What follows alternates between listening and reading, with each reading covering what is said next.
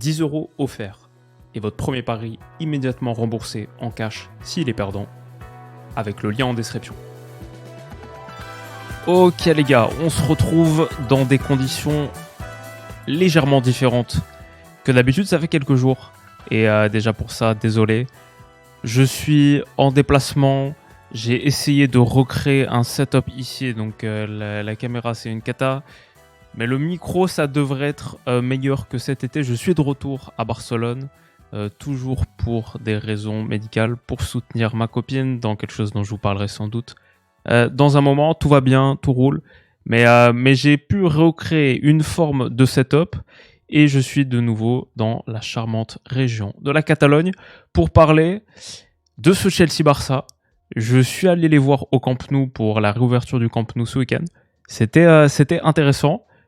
Ils avaient des raisons d'être optimistes. Retrouver Rafinha, retrouver Johan Garcia. Est-ce qu'ils avaient tourné la page ? Non. Ils se sont fait éclater par Chelsea et les Blues d'Estevao, qui a véritablement vécu son grand moment d'arrivée sur la scène continentale, dans le plus gros match de la saison pour l'instant de Chelsea. Et la plus grosse victoire de la saison de Chelsea. Le 2025-2026 des hommes d'Enzo Maresca, il est bel et bien lancé. C'est une semaine, c'est 7 jours qui suivent donc leur victoire contre Burnley. 7 victoires au Bridge contre le Barça pour aller chercher le top 5 de Champions en attendant les matchs de demain. Et Arsenal ce week-end, premier contre deuxième de Premier League. C'est une semaine critique pour les Blues.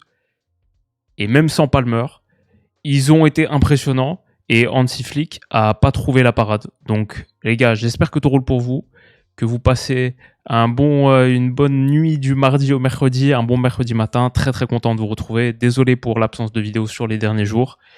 Je fais le max. Je vais essayer peut-être d'en faire une de plus, peut-être sûr, parce qu'il y a eu d'autres résultats intéressants sur cette nuit. Notamment si je me trouve un match complet de Marseille-Newcastle. Ça m'intéresse beaucoup. City-Leverkusen aussi, parce que malgré leur défaite ce week-end, je les ai trouvés meilleurs. J'ai vu le match contre Newcastle, justement. J'ai vu le match en différé. Et je trouvais, mais quand même, deuxième résultat très défavorable consécutif pour les Sky Blues, que j'imaginais pas comme ça. L'OM qui prend des points contre Newcastle, vital, critique. Si je trouve un match complet demain, il y a moyen qu'on en fasse une petite vidéo. Mais ouais, journée, soirée importante, intéressante. La plus grosse, c'est aujourd'hui, mercredi, Arsenal-Bayern, le premier contre le deuxième d'Europe, la meilleure attaque contre la meilleure défense, passionnant. Paris-Tottenham, remake de Supercoupe. J'ai vu aussi Arsenal-Tottenham. Thomas Frank, il a pas mal de choses à se faire pardonner. Je ne sais pas si la même approche sera acceptée, la même approche que contre le Paris Saint-Germain en Supercoupe, la même approche que contre Arsenal dans le derby du nord de Londres. Il doit faire sans doute quelque chose de plus, alors que pour Arne Slot, la pression continue de grimper. Il s'est passé tellement de choses ce week-end en Europe, j'étais triste de ne pas pouvoir vous faire plus de contenu pour en discuter. Il y a Atleti Inter aussi, magnifique semaine. Voilà où on en est. Mais ce Chelsea-Barça qui effectivement voit les Blues grimper provisoirement à la 5e place de cette phase de ligue. Il y a des équipes qui ont encore des matchs à jouer, qui pourraient passer devant, comme Paris, comme le Real, comme Liverpool, potentiellement Tottenham, mais surtout ils reviennent à la même longueur de points que City. Ils seront, quoi qu'il arrive, pas très loin du top 8, alors que le Barça plonge. Méga résultat pour Chelsea, qui jouait donc sans Palmer, comme on l'a dit. Et qu'est-ce qu'il y avait d'autre sur le banc ? João Pedro et Delap, ce qui faisait qu'il démarrait avec Neto en faux neuf, qui a fait un top match, j'ai trouvé. Hyper intéressant la partie de Pedro Neto. Estevao, donc, en tant qu'ailier droit sur le papier, régulièrement des rentrées dans l'axe aussi. C'était très intéressant. Enzo, Garnacho, Caicedo, Reece James pour compléter ce quintet. Cucurella, Chalobah, Fofana, Gusto devant Robert Sanchez. Pour le Barça, donc, que j'ai vu au Camp Nou il y a quelques jours, où on a assisté au retour de Rafinha en sortie de banc, je pense à 5-10 minutes de la fin, mais il n'était pas titulaire sur ce match. C'était Ferran qui a fait un match assez catastrophique. Lewandowski, Lamine Yamal. Eric Garcia Frenkie le pivot et Fermin en 10 en l'absence continue de Pedri. Sinon la ligne de 4, Balde Cubarsí, Araujo, Koundé devant Johan Garcia, la classique. Et retour de Johan Garcia, une bonne chose pour ce Barça. Ce match, peut-être que l'analyse qu'on en ferait aujourd'hui ce soir, peut-être qu'elle serait très différente si quand Chelsea est pris sur sa relance, bonne pression du Barça, si sur cette passe de Lamine Yamal, Ferran Torres, à 8 mètres, avait remporté son face-à-face avec Sanchez. Il bat Sanchez est battu, se tire passe à côté, Yamal aurait eu une passe D au bout de 5 minutes, le Barça serait devant à 1-0, c'est déjà un pivot, c'est déjà un tournant. Et ouais, peut-être que l'histoire elle est très différente. Et Ferran, catastrophique un petit peu des deux côtés du terrain, fautif sur le 1-0, fautif sur ici le fait de ne pas marquer.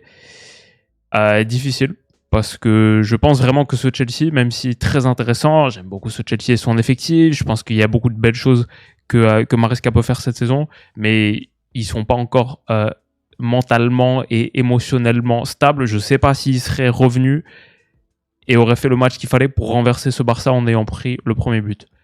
Caicedo a fait un top match, sans surprise, je crois qu'il est sur cette rencontre à 10 ballons récupérés, record du match. Donc les récupérations, c'est tacle, interception et ballons gagnés, des ballons de 50-50 ou des ballons qui lui reviennent dans les pieds facilement. Mais c'est ici notre ami Caicedo. Sur le nombre de recoveries, effectivement, il est numéro 1, 2 tacles réussis, une interception, 2 dégagements. Caicedo, il a vraiment donné le ton. Malgré ce premier ballon perdu donc sur la phase de relance et qui aurait pu coûter cher, le retour ici sur Ferran, il y a des gestes défensifs qui sont vraiment des gestes de highlight. J'espère les voir dans des résumés Zigo de 12 minutes au lendemain du match, ces actions comme ça. Magnifique, derrière en plus en se relevant, la passe pour casser la première ligne de pression de Fermin Lopez. Caicedo a fait un top match. Chelsea a marqué 3 buts refusés pour hors-jeu, je dis pas que ce match aurait dû finir 6-0. Ce premier, sur le centre d'Estevao, j'imagine que c'est parce que Chalobah fait action de jeu ici et que ça trompe Johan Garcia et qu'il est dans une position effective de hors-jeu. Touche pas le ballon, mais il fait action de jeu, ok, j'imagine. C'est pour ça que Enzo, qui était dans une position régulière au second poteau, voit son but annulé. Ce que j'ai bien aimé dans le match de Chelsea, ce qui est une des raisons pour lesquelles je les ai trouvés nettement au-dessus, c'est dans les 50-50, les duels, athlétiquement supérieurs. Ici, Gusto face à Balde, Frenkie, c'est même un 1 contre 2. Tout le monde est un petit peu lent à la détente, notamment ici Frenkie par rapport à Estevao, qui prend le contrôle du ballon. Dans quasiment tous les duels, tous les chocs, j'ai vu, je vais pas dire la première ligue supérieure à la Liga, mais en tout cas j'ai vu Chelsea supérieur au Barça, et c'était assez net. Après, bien sûr, commencer cette ligne haute, elle est régulièrement vulnérable, et Estevao, il glisse un ballon pour Neto. Neto en faux neuf, en joueur de profondeur axiale, qui se déportait aussi un petit peu sur le côté. La liaison Estevao-Neto, je trouvais que c'était des choses qui marchaient très très bien pour Chelsea. Qui a joué au Pedro, qui a Delap, qui a Gouillou qui était sur le banc, mais qui a fait le choix de démarrer Neto, même avec l'absence de Palmer, de démarrer Neto en tant que faux neuf, pour pouvoir quand même faire jouer Estevao, mais aussi parce que lui est très pertinent dans ce registre. Et il a fait très mal à la ligne haute du Barça. Vrai coup tactique remporté par Maresca. Ce ballon, il passe par-dessus. Il ne trouve pas le cadre de Johan Garcia, mais vraiment top action, top mouvement et une belle illustration de ce que Chelsea était capable de mettre en place dans ce match. La pression du Barça, que j'ai trouvé très intéressante contre Bilbao ce week-end au Camp Nou, mais très défaillante ce soir. Quand Lewandowski sort sur Sanchez, Yamal anticipe sur Cucurella, Caicedo décroche, il est servi par Sanchez, qui pour le coup, aucune bourde, aucune erreur dans ce match. Il a réussi ce qu'il fallait réussir. Quand Caicedo est trouvé, je ne sais pas comment le Barça doit réagir, mais certainement pas comme ça. Pas comme Fermin Lopez surtout. Que Yamal soit battu par cette passe, je pense que ça peut arriver. Je pense que la pression du Barça, ça date pas d'aujourd'hui, qu'elle est défaillante sur ce début de saison. Ils ont des difficultés. Mais l'attitude de Fermin, qui baisse les bras, se détourne, se désintéresse de l'action, alors que honnêtement, il est quand même quelques mètres devant Caicedo et il peut close down cet espace. Il peut venir fermer quand même cet espace ici, je pense, ou gêner à la portée de Caicedo. Il ne le fait pas et ça contribue encore davantage à ce que cette première ligne de pression soit battue. On voit que Ferran n'est pas content. Lamine lui dit, mais mec, ça va, c'est pas mort, c'est pas fini, retourne-toi. Il y a un vrai problème sur la pression du Barça et sur cette première ligne. Pas parce que les mecs refusent de faire les efforts ou considèrent que c'est pas leur jeu, mais parce qu'il y a beaucoup trop d'espace entre ces lignes et cette attitude de Fermin, alors qu'il est totalement capable de faire ses courses d'effort, c'est plus un découragement de voir que cette structure est régulièrement battue. Et ça a été le cas notamment en seconde période, on va le voir même après l'entrée de Rafinha. Caicedo trouvait l'accélération, 2 contre 1 local à jouer ici face à De Jong. Il trouve Estevao, magnifique petit ballon donné, mais surtout j'aime bien Estevao qui se réaxe, qui vient chercher à l'intérieur comme ça, qui n'est pas dans ce rôle d'ailier droit classique. Face au Barça, que tu sais que tu peux battre sur la première ligne, les incursions d'Estevao à l'intérieur pour connecter comme ça avec Caicedo, ça lui permettait d'être vraiment dans un rôle de numéro 10 qui lui va très très bien. C'est ça que je trouve hyper intéressant avec Estevao. On connaît sa qualité d'élimination, qualité de frappe, très bien en tant que joueur de demi-espace, un peu type Robben, mais plein axe en tant que 10, il a aussi la vista, la qualité de conduite, et il était une arme hyper dangereuse pour Chelsea dans ce registre aussi. Transmet pour Neto de l'autre côté, qui trouve Enzo, sa frappe est déviée, ça donne corner. Ça, c'est le but du 1-0. Le corner du 1-0, il vient de là. Il vient d'où ? Il vient de Caicedo ici qui a battu la pression sur une passe de Sanchez. Les premières phases tellement importantes. La pression défaillante du Barça, une des clés de leur mauvais début de saison. Et tout ça, c'est ce qui va amener le 1-0. Baldé qui coupe la frappe d'Enzo. Corner joue à 2 ou à 3. Encore une fois, 3 contre 2 dans cette zone. Le Barça n'était pas prêt à faire face à ce coup de pied arrêté. Cucurella pas hors jeu, parce qu'il est couvert par la jambe, autre côté, je pense, de Baldé ou Cubarsí. Et son centre en retrait, cafouillage entre Koundé et Ferran, c'est catastrophique.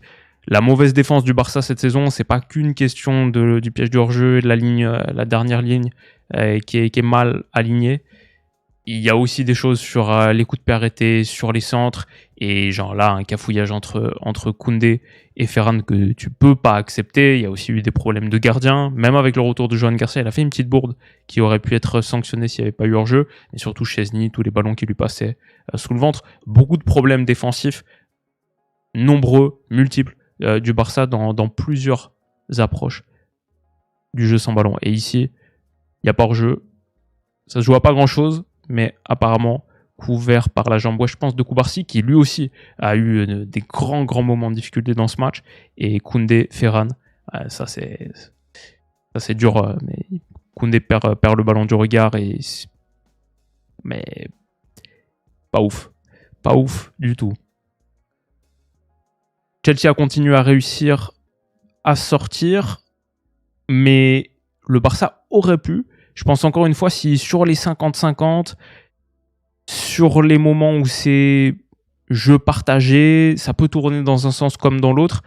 Dans les duels, ils n'ont pas eu le répondant qu'il fallait. Bon, ici, Ferran, son interception est pas réussie. Le ballon lui échappe, mauvais contrôle, mauvais geste technique. Il peut encore jouer le 50-50 avec Estevao. Il est au duel, il est au contact, mais Estevao le bat. Et Estevao Ferran, voilà, Estevao pas le plus grand gabarit, mais j'aime beaucoup cette agressivité, ce nerf qu'il a en lui, très très hargneux, et ça c'est mon profil d'ailier, technique, soyeux, pied magique, mais aussi hargneux, bien calibré pour la première ligue, plus que ce que je pensais fin de saison dernière, quand on regardait des actions de lui au Brésil, comparé avec d'autres profils, je me suis repensé, je me dis peut-être Kendry Páez plus près, clairement pas. Estevao totalement prêt pour les grands moments de lumière, prêt à gagner des 50-50 dans un match de Champions, prêt à déséquilibrer son vis-à-vis, et Chelsea gagne un ballon qu'honnêtement ils auraient dû perdre sur ce build-up qui était pas parfait. Et après, on sait ce qui arrive au Barça dans ces situations. Quand le porteur est un peu dans un fauteuil, que tu as des mecs à envoyer dans le dos, ça peut faire danger, ça fait danger. Cette fois, c'est Enzo Fernandez qui lui aussi s'est bien déplacé et qui transmet de l'autre côté pour Neto, encore une fois, ou Garnacho peut-être, dans une position dangereuse, soit c'est Garnacho ici. Et ça fait tir surface. Il y a eu beaucoup de tirs surface générés par Chelsea sur des choses où à la base ça vient d'un 50-50 où ils prennent le dessus. J'ai trouvé que dans les duels, Cucurella-Yamal, clairement, énorme symbole. Yamal en énorme difficulté face à son compère de la sélection nationale. Ici, peut-être il y a faute.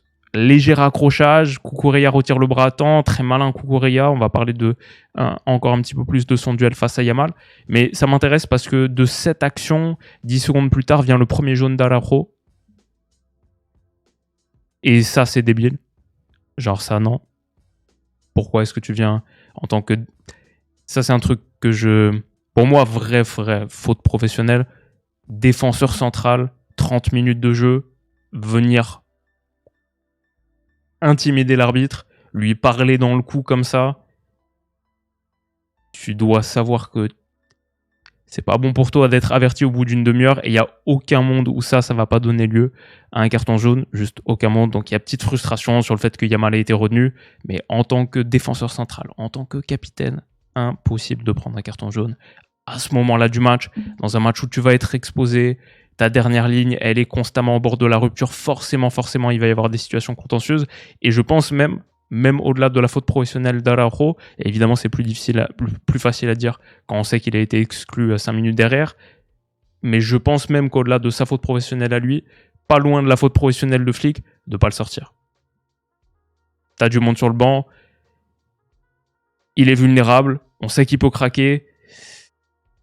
Je pense que Flick se dit qu'il attend la mi-temps, comme ce que Maresca a fait en attendant la mi-temps avant de sortir Gusto, le remplacer par Santos, remplacer Reece James.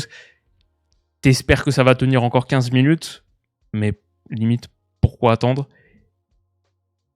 Plus facile à dire quand on sait qu'il a été exclu, je suis d'accord. Mais ça arrive 12 minutes plus tard, quand avec un bon relais Cucurella Garnacho, ils ont bien combiné dans les petits espaces aussi. Je trouvais assez fin techniquement et tranchant Chelsea sur ce match. Cucurella, qui a fait mal à Yamal et qui a été un acteur décisif de cette rencontre dans ce 1 contre 1 là, mais aussi en faisant exclure Araujo. Le Barça est à 10 contre 11 pendant plus d'une mi-temps et évidemment ça leur fait très très mal et ça les empêche quasiment de revenir dans ce match. Si on revient avant le carton rouge, avant cette 44e minute, ce duel Cucurella-Yamal, franchement Cucurella a été top. Ici, duel remporté, 6 mètres gagnés même pas de corner. Je suis allé voir les stats pour Yamal. Et ça, c'est les stats à la mi-temps. Donc, même, c'est juste avant le carton rouge, le Barça avait tiré que 3 fois dans ce match, 7 pour Chelsea. Donc, tout ça pour dire le score final, c'est pas juste une conclusion, une conséquence d'avoir été à 11 contre 10. Ça joue, bien sûr, ça joue. Mais Chelsea a fait une bonne première mi-temps. Mais les stats que je voulais montrer, est-ce que je peux les ressortir ici ? Cucurella-Yamal, sur les 8 dribbles tentés par le Barça, il y en a eu 5 par Yamal. Il en a réussi seulement 2 sur les 5. 2 dribbles réussis par Yamal dans un match entier. C'est son pire total de Champions. Jusque-là, c'était 4, 5, 5, 2. Un seul tir pour Yamal. Avant ça, c'était 4, 3 et 5. C'est sa pire performance de la saison en Champions. C'est une de ses pires performances de la saison tout court. Aussi parce qu'il a été on a beaucoup fait faute sur lui. Ça a été une des manières dont le Chelsea a remporté son duel. Que ce soit ici Neto, ici Cucurella et d'autres qui n'ont pas été sifflés, qui étaient vraiment à la limite de la régulière. Mais aussi parce qu'ils ont bien défendu collectivement sur lui. Comme là. Et Cucurella sort bien. Yamal est éteint dans ce match. Et le réalisateur et bien sûr les commentateurs anglais en ont fait tout un truc sur Yamal contre Estevao. On peut le voir comme une des narratives de ce match. Le foot, c'est aussi ça. Des duels à distance, les 2 futurs stars de demain, etc. Pas trop de raisons de ne plus croire en Lamine et d'acheter toutes les actions Estevao à la place de Lamine. Mais dans ce match, c'est sûr qu'il y en a un qui a plus existé que l'autre. Et ce but, la misère qu'il a fait à Koubarsi avant, La finition pied droit sous la barre, en angle fermé, vient récompenser son top match. Il n'y a pas eu que ça dans le match, et on a commencé à le montrer, ça vient d'une super action. Franchement, super action. Si on remonte un petit peu le but, sortie du Barça, André Santos, méga anticipation sur Baldé, top interception, jeu à 3 avec Chris James, qui est à l'intérieur, et qui envoie un magnifique ballon extérieur comme ça, pour Estevao, mais après, il y a du taf à faire. Après, il y a du taf à faire, il prend le ballon à 30 mètres excentré, et Koubarsi, il l'envoie dans le Mordor. Magnifique finition. Top but d'Estevao qui a vraiment signé son moment de lumière. Le plus grand moment de la carrière d'Estevao. Ça fait 2-0 pour Chelsea. Il tue le match à ce moment-là. Ça aurait pu être 3 parce qu'ils ont marqué. Ça aurait pu être 4. Ils ont marqué 3 buts hors jeu, dont celui-ci juste un petit peu avant. Il y avait effectivement hors jeu. Garnacho était parti un petit peu trop tôt. Mais encore une fois, ils avaient menacé. Et Johan Garcia avait fait une grosse erreur. Koundé avait été assis par Garnacho. Caicedo, ça c'était une action où ici elle avait fait un bon taf retour défensif. Mais ouais, Chelsea, top match. Estevao, symbole de ça. Méga rencontre pour lui. Ce but. Une vraie beauté. Koubarsi, difficile son match. Et ouais, on a un nouveau visage de notre foot continental. Ça fait kiffer. Mais ouais, Cucurella Yamal, beau duel de compatriotes. Et largement remporté par notre ami chevelu. Ça, c'est un autre moment où Koubarsi a souffert. Face à Neto, sur 40 mètres, Koubarsi, ça fait quelques rencontres difficiles. Ouais, il y a eu un bon match de retour, mais dans l'ensemble, sur ce début de saison, il y a eu pas mal de performances compliquées pour Pau. Et face à Neto, là, il a souffert. Chelsea, j'ai beaucoup aimé cette séquence. Elle m'a beaucoup intéressé parce que Rafinha est entré vers l'heure de jeu en remplaçant Lewandowski qui était cramé. Quand Caicedo est trouvé ici par Sanchez, il est furieux. Il dit à De Jong, il faut que quelqu'un monte dans les situations comme ça. Le Barça est à 10 contre 11, donc c'est dur d'être vraiment... de dire, ils auraient dû faire ça. Dur de presser à 10. Très dur de presser à 10, peut-être encore plus face à une équipe Maresca. Mais l'agacement de Rafinha, ça fait un moment qu'on dit, est-ce que le Barça, leur clé, c'est le retour de Rafinha, notamment pour le jeu sans ballon. Et le voir déchaîner comme ça, et non seulement déchaîner avec les bras, non seulement l'attitude non verbale, mais en plus derrière, faire la course sur Caicedo, la course furieuse, et aller gagner ce ballon à la médiane,